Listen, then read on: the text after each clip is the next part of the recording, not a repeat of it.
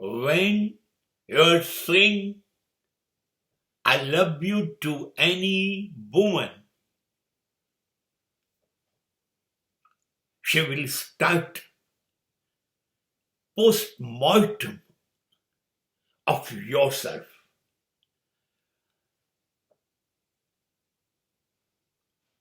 જ્યારે તમે કોઈ સ્ત્રીને કહો છો હું તને પ્રેમ કરું છું, પછી એના વચનો આપો છો, પછી એના પુરાવાઓ આપો છો, એના માટે નાની મોટી બધી પ્રવૃત્તિઓ કરો છો. ચલ હોટલમાં જઈએ, ચલ પિક્ચરમાં જઈએ, ચલ ટૂર ઉપર જઈએ, ચલ તારા માટે ખરીદી કરીએ. આ બધા દ્વારા તમે સાબિત કરો છો અથવા સાબિત કરી રહ્યા છો કે હું તને બહુ પ્રેમ કરું છું. માફ કરો, માફ કરો. તમને ન દેખાય એવું એક નાનકડું હાસ્ય એ એની અંદર પેદા કરી કાઢે છે. એને ખબર છે તમારા પ્રેમના ચીંથરે ચીંથરા ઉડાડી દેશે. એને વાસ્તવિકતા ખબર છે કે આ છેતરી રહ્યો છે. મારે છેતરાવું નથી.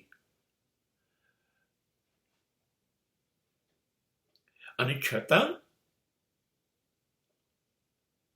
મારે હા હા તું મને બહુ પ્રેમ કરે છે એમ કરી અને એને જ છેતરવો છે.